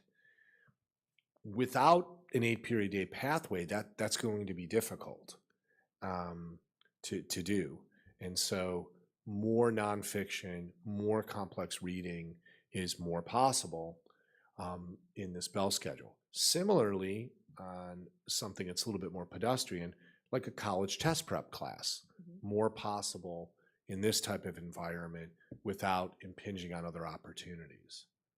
We're currently offering that through varsity tutors on a volunteer basis during Compass, but this would make that more accessible to students. So Dr. McBride, I don't know if you want to answer this or if any student board members. So we're opening up why not a 0 hour? Did that come up? We did consider that. You could do a 0 hour instead of an 8th period, but 0 hour then really relies on students who have the means, the ability, the transport to get here. And then also we're not guaranteed that all teachers would do a 0 hour. So it becomes voluntary. There's more variables. It doesn't guarantee that students will across the board take those kind of course pathways. I don't think it's as robust. You could still offer a 0 hour. That generally works for PE, some other offerings. It's not as robust and it's not as equitable either. It tends to favor those who have the means to get to school at like 6 a.m. and take a class before school starts. Those generally are students who have parents that can drive them or they can drive themselves. It doesn't guarantee that additional offering for every student. It was really the driver there. I think Ms. O'Halloran, you had a question too. I had a question when you had mentioned the social studies class being available at the freshman center. Right. You almost sounded like it was going to be something required.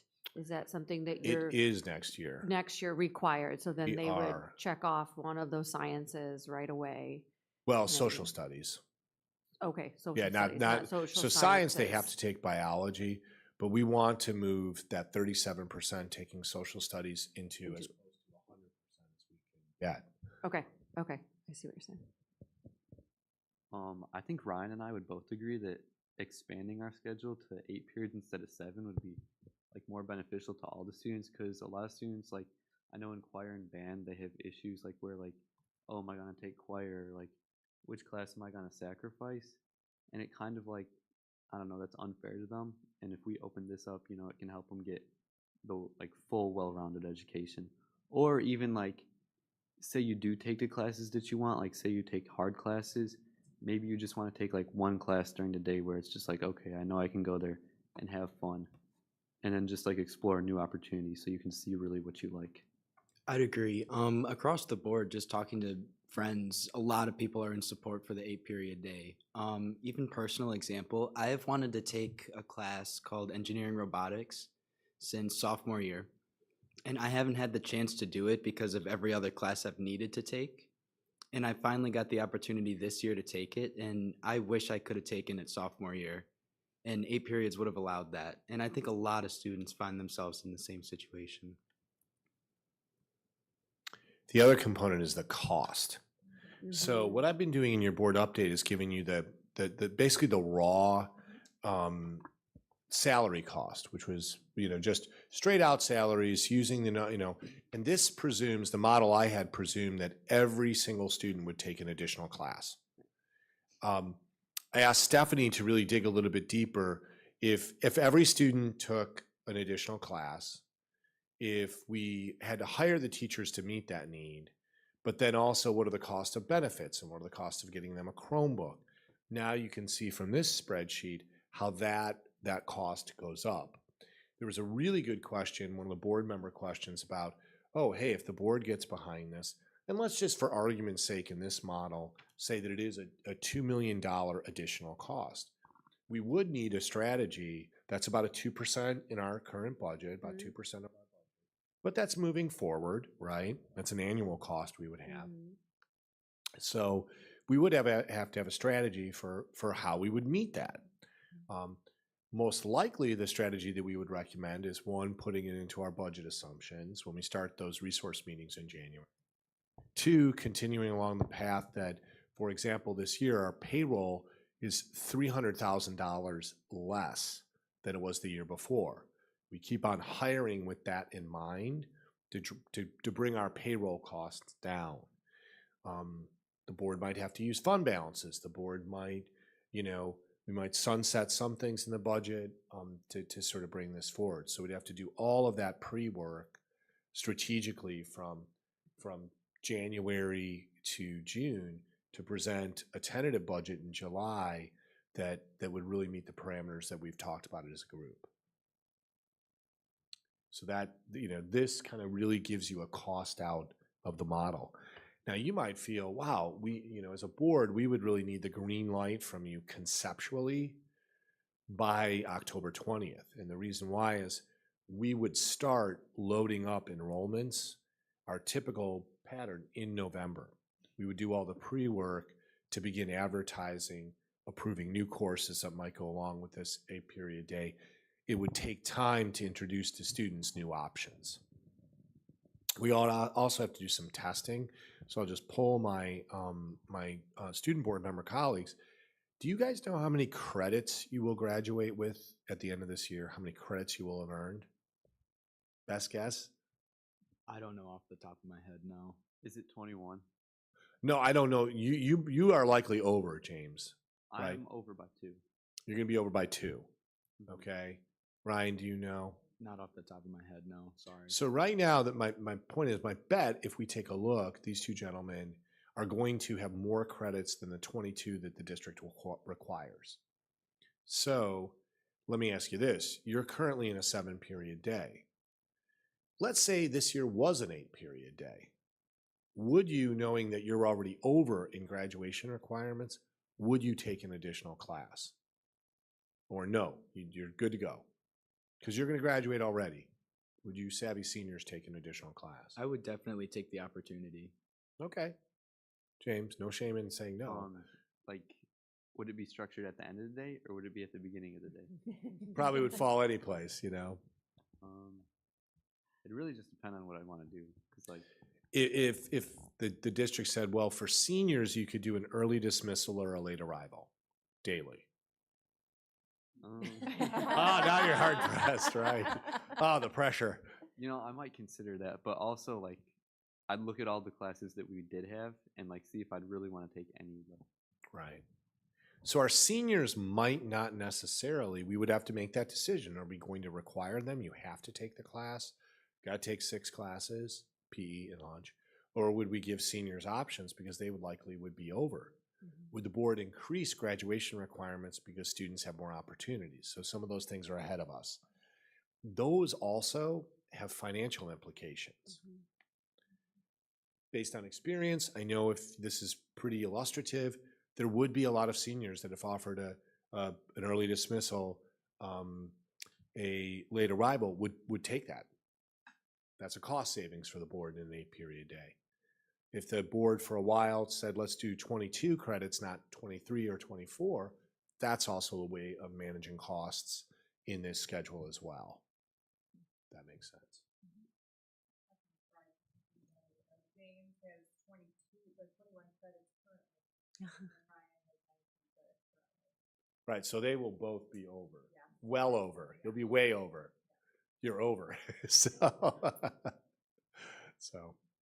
quick-witted work by Dr. Huntington. And any feedback? So will this ultimately require us to vote on an amended budget? Mrs. Croy? This is mostly next year. This would be in next year's budget cycle. Oh, yeah. So, Yeah. right. You wouldn't amend this budget. You would Right. not need to amend this budget for this reason. We would have it baked in upfront in your 2027 budget. Got it. So, Cold medicine's wearing off. right. And then do all the implementation this year. There are room factors, testing factors. I mean, testing the system, can it take a transport? You'd have to take all the systems and see if they can make the adjustment. We believe it can. We wouldn't present it to you if we didn't believe it could. Now I'm sorry, I have another question. Go ahead. Oh, just that being said, so any student that was coming late or leaving early, obviously they would have, I mean, I know parking permits are a thing already. Would we provide any transportation for them, or would that simply be you have to find your own means? We'd have to decide that. Typically, in most school structures that I've been in, late arrival, early dismissal is on you, right? Usually falls on seniors and usually only seniors only, right? It wouldn't help with parking because we guarantee every senior a parking spot. So it wouldn't free up like for juniors to have parking spots. It does help traffic because if seniors take advantage of it, then you lose a percentage of students coming onto campus in the morning. They come later. You you have some people who have left already, so there's not as much traffic at the beginning of the day and the end of the day. Can sometimes help. And it's also possible instead of students, maybe the seniors forego that extra class so that they can go to work earlier. It's a positive as well. It's really a strategy to kind of work your, open up pathways. It eventually might drive more students their senior year into classes because they've started a STEM pathway, they've started a culinary pathway, they've started an English or a world language pathway that they want to continue on and they now can continue on. But in the first go round, you would have a couple, probably 3 years worth of seniors who have more credits than they need, like these gentlemen. All right, my question was as far as these, anticipated 22 new teachers that we plan on hiring, do we have the space, the classroom space for them? Right, we don't necessarily have the office space, but we do have the classroom space. And we do have office areas that could take those folks on. Because we're not trying to compete, we're adding on to the end of the day, so we're using existing facilities. It's really no different than running like a 6th period, a 7th period. Now we're running an 8th period, so you're going to see the same types of issues. The issue probably, Anne, is going to be more for teachers, let's say at 8th period, who are not teaching. Where do they go? Let's say they have a planned period, 8th period now, right? Where do they go? And we're already doing some work in kind of glowing up some of our departmental offices, putting them in better shape to be places that people can work in. They're underutilized right now. So we have the classrooms for people to teach. We just also need space for people to go and work. That makes sense. So what I'll be asking, over the next month, this is similar to the budget. If there are concerns, there's a red light, there's a discomfort, we would just need to know relatively quickly. The board sort of has, in my mind, two routes to go. Route one is just, hey, a yellow light or a red light that puts this on a longer timeline, or a green light that puts it on the August 2026 timeline. We just feel with what's coming with new state mandated units of study, that the sooner we have a solution to try to create pathways for students, the more ready we'll be, to have that impact in 2027 and 2028. I just appreciate your thoroughness in looking at this because when those unfunded mandates eventually come through, we have to prepare and then figure out where that funding's coming from. Right. So the hope here is that we're already doing that work in advance of it being on our doorstep. So. And a lot of school districts, I don't feel are planning in the same way. So that is my report. Thank you. Okay, information reports, curriculum report. All right. We have a memo. You've got some slides from Dr. Huntington tonight. Okay. Slides and a short video. So yeah, come on up, Dr. Huntington, and I'll slide through.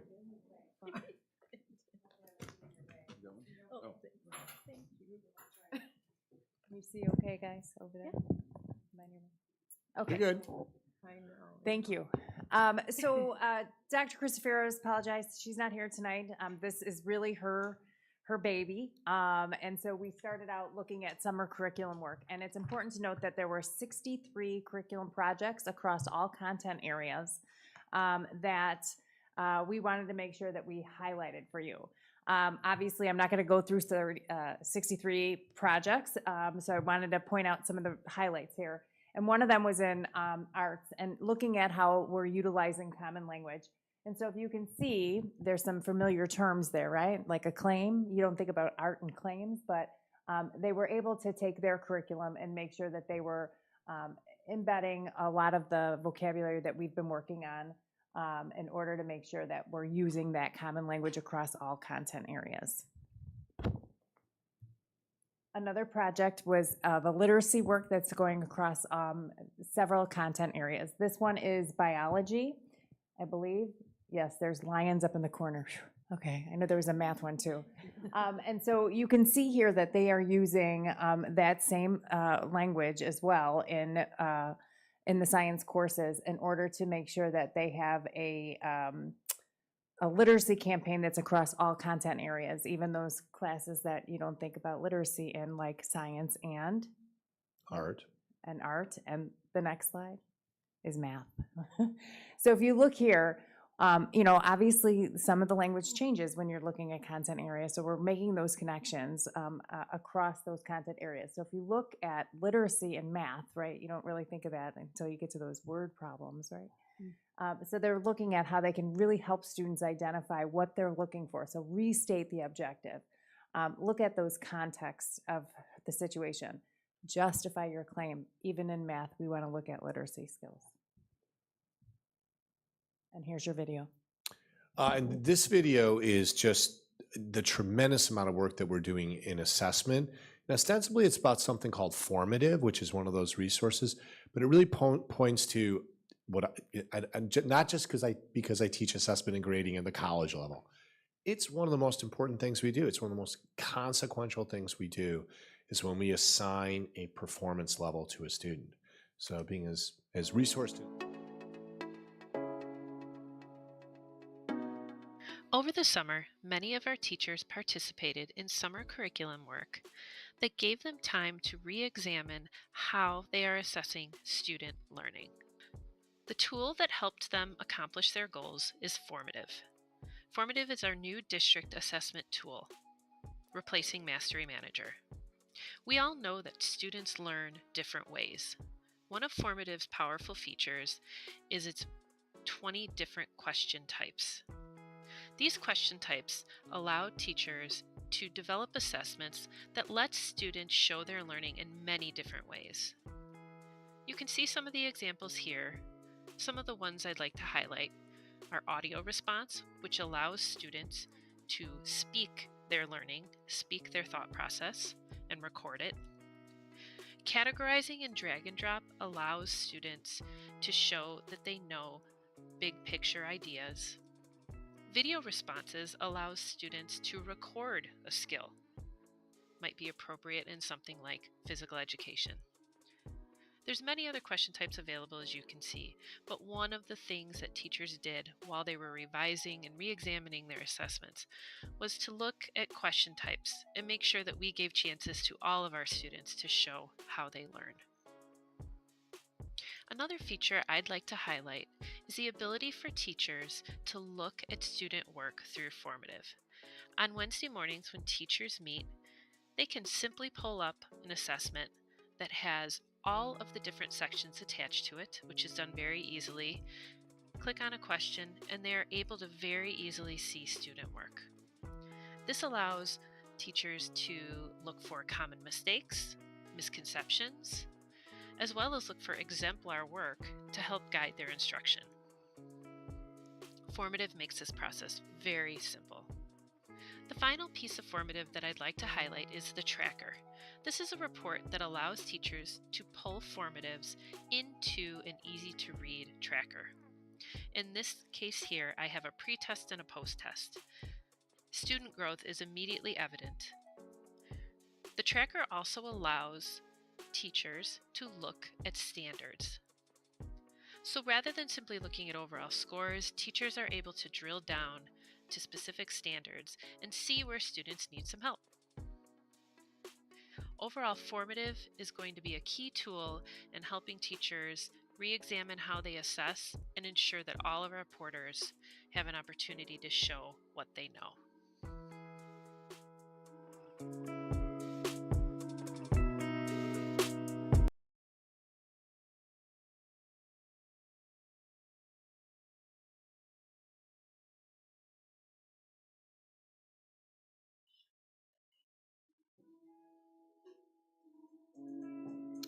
And Kate Fahey is one of our educational technology specialist directors who also works with Megan Nelligan, who will also be tomorrow in an AI consortium with Mr. Dusterhoff that we were one of the founding members in the city.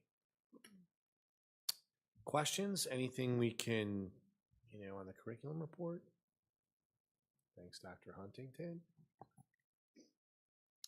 You also have a memo that I can kind of take on. There was a really good board member question about some of the new courses that we are proposing that we'll bring. This is really the first meeting. There was a very good question about AP research. And AP research, also previously known as AP Capstone, there was a board member question about the agenda. Could that be paired with like JJC? In many ways, it cannot. There are different, Lewis offers a curriculum, JJC has a curriculum, Advanced Placement has a curriculum. Each of those entities, if we offer one of those classes, will say to us, you have to, with fidelity, teach our course. Mm-hmm. So if something is deemed an Advanced Placement class, then it's not following the JJC curriculum. There isn't really anything on the landscape like AP Capstone, AP Research, that's offered by colleges because they're not synthesizing high school work together into a capstone year. In this particular case, we would encourage the board when we come back to you for approvals of new coursework next month, we'd encourage you to approve the AP version of this research seminar. To kind of give you a foil to that, a few years ago, we were looking at adding environmental science. And we did a lot of research. Should we do Advanced Placement, their curriculum, or should we do, there was an environmental science Joliet Junior College course. We ultimately decided to go with the Joliet Junior College dual credit course. There just isn't really anything with JJC that would be a complement to what the advanced placement course is. That, I think, is the curriculum report. I did have a question on the test taking strategies course. I know Yeah. in conversations we've had in the past, we it's chosen for grade 11, but we've talked about sophomore year. Yeah, I would probably encourage it sophomore year or open it up grade 11 and 10 because it can do, so many of our students are already starting. And if it's 10 and 11, you can get more students who are ultimately approaching the ACT their junior year, right? Yeah. Because ultimately, it comes down to a one semester, first semester junior year if you only open it up to grade 11. So even the superintendent has some, things to talk about on this draft. Okay. But you would be approving this next month. Okay. I just think for like the AP research element, I know the students who took AP seminar last year, because that was a new class last year. Mm-hmm. I'm sure they'd love the opportunity to like finish off that kind of like combined classes because they kind of go well together. Seminar and capstone, you're right, James, go together. So like that'd be a good opportunity for them just to like get that credit too. Mm-hmm. That's the curriculum report. Principal's report.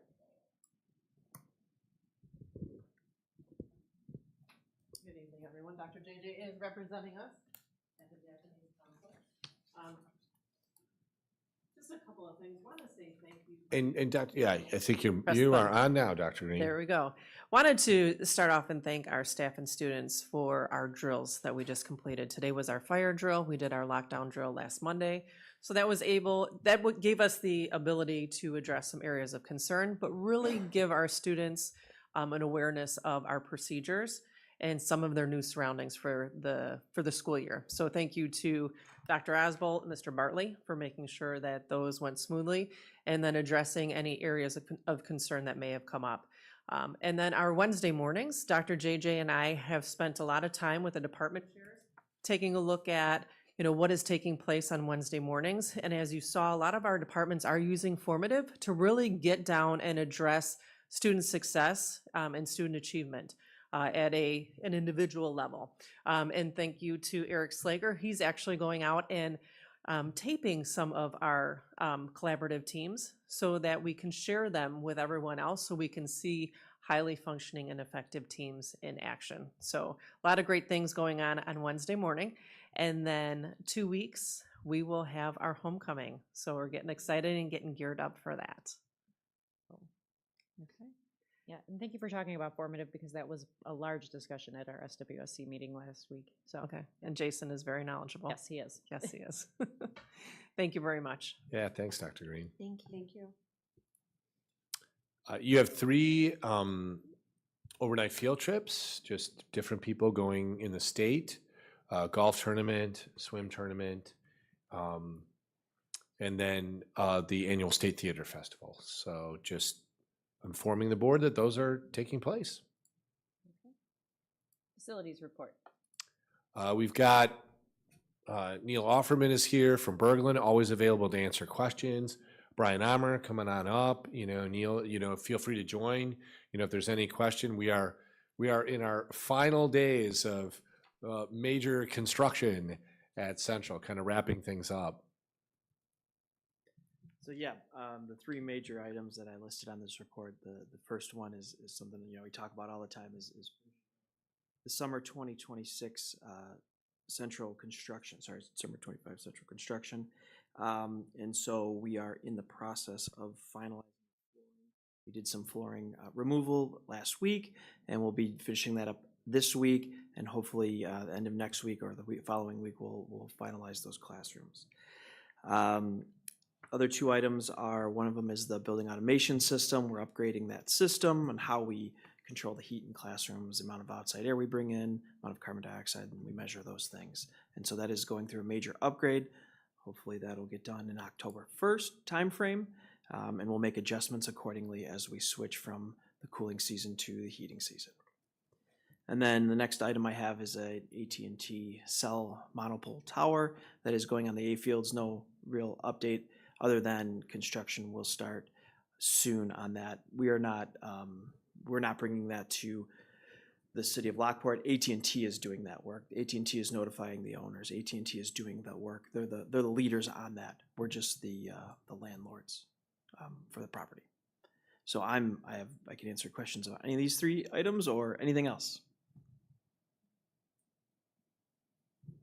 And it will be nice to get 314, 316 back. You know, one of the things I plan on doing is when those two rooms are done, resuming tours of Central. I think it's great to be in that building, see the work that's been done, the condition of the building, and then also shifting over to some superintendent walk and talks here at this building. And, you know, hopefully Brian can join me so we can talk about some of the capital improvements that might be needed as this facility ages as well. You know, just share that with, you know, people who come. Neil, anything to add? Anything on your mind? Appreciate you being here and always available for questions.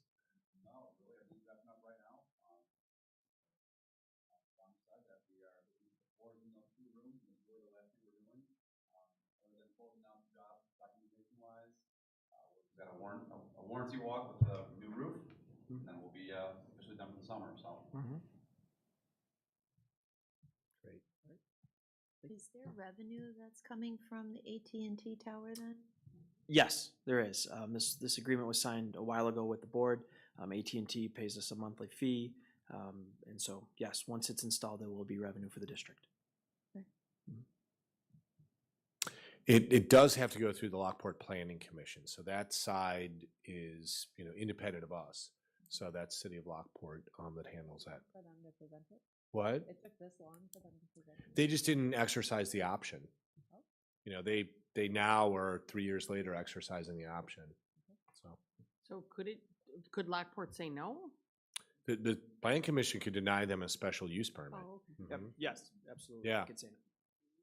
They need a special use permit so that Makes the sense. Plan Commission could say, nope. Possible. Thanks. Thank you. Thank you, Neil. Thank you, Brian. Okay. Onto our consent agenda. Do I have a motion to approve the consent agenda items 2 through 8 as written? So moved. I'll second that. Motion by Candace Garrettson, seconded by Ann Lopez Cuneva. Roll call. O'Halloran? Yes. Strite? Yes. Hayes? Yes. Garrettson? Yes. Johnson? Yes. Lopez Caniva? Yes. Shaw? Yes. Okay. Do I have a motion to approve the annual budget for the 25-26 fiscal year? I'll make that motion. Motion So by Ann moved. Lopez Cuneva, seconded by Candace Garrettson. Roll call. Johnson? Yes. O'Halloran? Yes.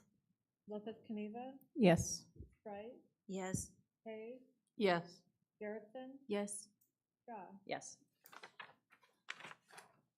Okay, do I have a motion to approve the ComEd agreement resistance testing on Cedar Road? So moved. I'll second. Candace Garrettson, seconded by Ms. O'Halloran. Roll call. Strite? Yes. Garrettson? Yes. Johnson? Yes. Hayes? Yes. Lopez Caniva? Yes. O'Halloran? Yes. Shaw? Yes. Do I have a motion to approve the DLA Memorandum of Understanding, Design Approval, and Central Construction for 2026? So moved. Second. Second, Ms. Straight. Roll call. Hayes? Yes. Johnson? Yes. Garrettson? Yes. Lopez Caniva? Yes. O'Halloran? Yes. Strite? Yes. Shaw? Yes. Do I have a motion to approve the action on the dismissal of the employee? So moved. I can second that. At the same time. Who was the first? Sorry. Oh, wasn't me. I think it was just her. Oh, I think. Oh, okay.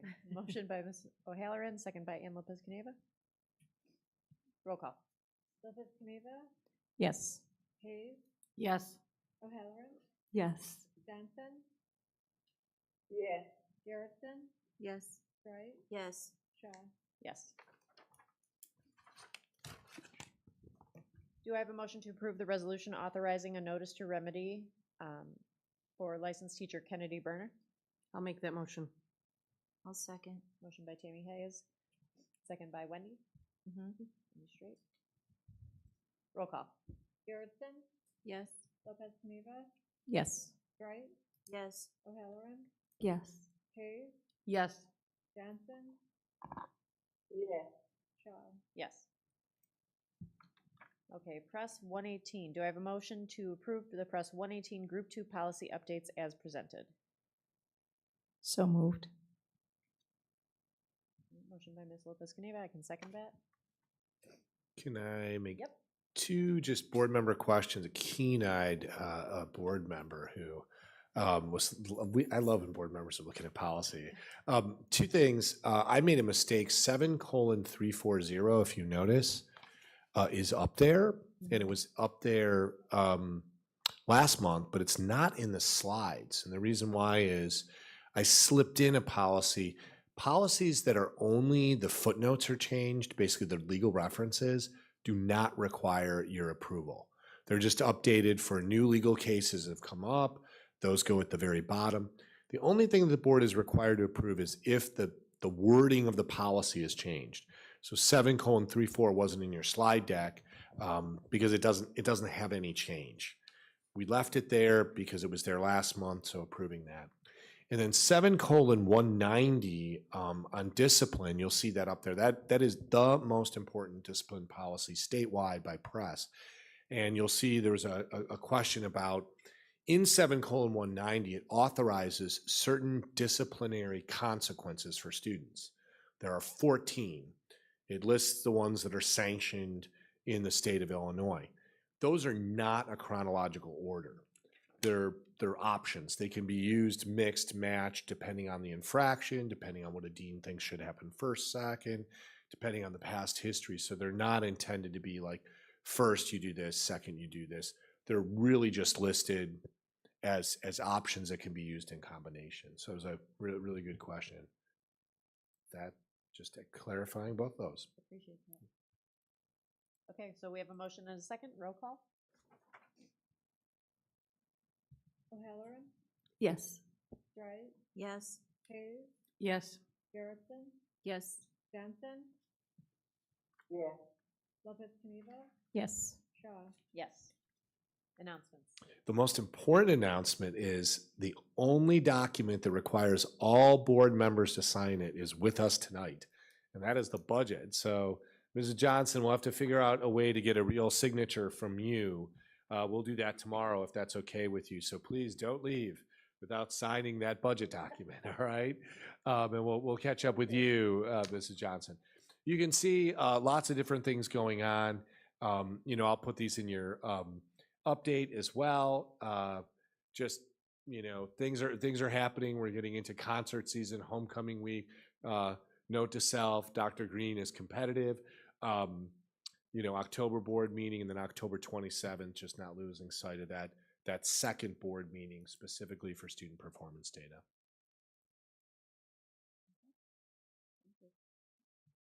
All right, do I have a motion to adjourn tonight's meeting? I'll make that motion. I'll second it. Thank you, Ms. Hayes. All right, all in favor? Aye. Things adjourned. 9:27.